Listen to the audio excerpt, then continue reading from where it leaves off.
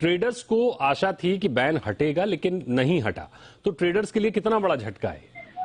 बिल्कुल दीपक, देखिए ये कमोडिटी ट्रेडर्स के लिए बहुत बड़ा झटका है, क्योंकि बाजार को इस बात की पूरी उम्मीद थी कि एक साल पूरा हो गया है, तो अब ये जो 7 कमोडिटीज का वायदा कारोबार है इसे फिर से शुरू किया जाएगा।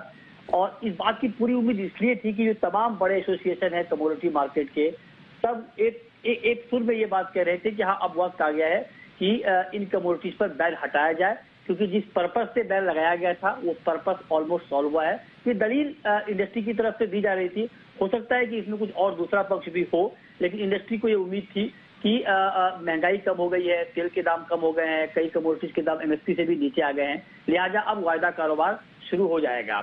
और अभी देखिए, हाल ही में सीपीआई ने सेबी को एक प्रेजेंटेशन दिया था, और जिसमें स्ट्रांगली ये डिमांड सीपीआई, जो कि कमोडिटी ब्रोकर का सबसे बड़ा संगठन है, उसकी तरफ से की गई थी कि इसको रोक को हटाया जाए, क्योंकि इसके बिना हेजिंग का मैकेनिज्म खत्म हो रहा है, हेजिंग करने का मौका नहीं मिल पा रहा है, और फार्मर्स के लिए जो ये पर्पस जो मकसद था वायदा कारोबार का, एग्री वायदा का, वो पर्पस सॉल्व नहीं हो रहा है। तो इस तरह की दलील दी जा रही थी। लेकिन एक पक्ष ऐसा भी था इंडस्ट्री में जिनका मानना था कि अभी इस बैन को कंटिन्यू किया जाए, क्योंकि उनका ये मानना था कि ग्लोबल मार्केट के मुकाबले जो हमारा वायदा बाजार है उसका साइज बहुत छोटा है, लिहाजा यहाँ पर सट्टेबाजी की आशंका ज्यादा रहती है, और इसलिए अभी इसके ट्रेड को शुरू ना किया जाए। ये दलील कुछ इंडस्ट्री की तरफ से दी जा रही थी। लिहाजा फाइनल डिसीजन जो अभी तरुण ने बताया कि एक साल के लिए इस बैन को कंटिन्यू कर दिया गया। जाहिर तौर पे कमोडिटी मार्केट में जो ट्रेडर हैं उनको निराशा हाथ लगी।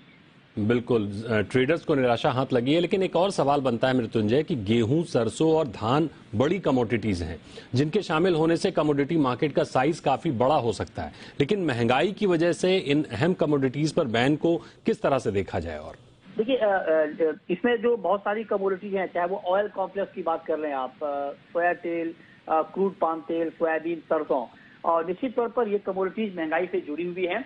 और जो ये 7 कमोडिटीज की हम बात कर रहे हैं, उसमें से धान या गेहूं या मूंग की बात कर रहे हैं, तो इसका वॉल्यूम ना के बराबर था। तो मेन जो मेजर कमोडिटीज थी, जो लिक्विड कॉन्ट्रैक्ट थे, वो सोया कॉम्प्लेक्स थे, सोयाबीन, सोया तेल, मस्टर्ड, क्रूड पाम तेल, चना, ये 5 कमोडिटी लिक्विड कमोडिटी थी। और इन 5 कमोडिटी का संबंध साफ तौर पे महंगाई से था। आप याद कीजिए कि किस तरह से तेलों के दाम बढ़े थे, दालों के दाम बढ़े थे, और ये पहली बार नहीं हुआ है। इससे पहले भी चना वायदा को रोका गया था, जब दालों के दाम 200 रुपए किलो चले गए थे, उस वक्त भी इस तरह का पूरा मामला सामने आया था। तो निश्चित तौर पर महंगाई का वायदा बाजार से क्या कनेक्शन है, इसको लेकर के बहुत लंबी डिबेट चली आ रही है। हालांकि इसके ऊपर कुछ कमेटी भी बनी।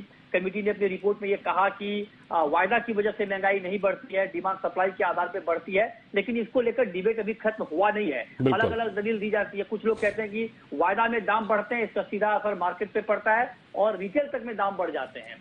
तो ये दलील खत्म नहीं हुई है। लिहाजा अभी तो आप ये मानकर चलें कि महंगाई की आशंका सरकार को थी कि आगे महंगाई और ना बढ़ जाए, और उसको ध्यान में रखते हुए एहतियातन ये कदम उठाया गया है कि एक साल के लिए इस बैन को कंटिन्यू कर दिया गया है। बिल्कुल, बहुत बहुत शुक्रिया करेंगे आपका मृत्युंजय, हमारे साथ जुड़ने के लिए, और तरुण आपका भी बहुत शुक्रिया इस पूरी खबर को बताने के लिए।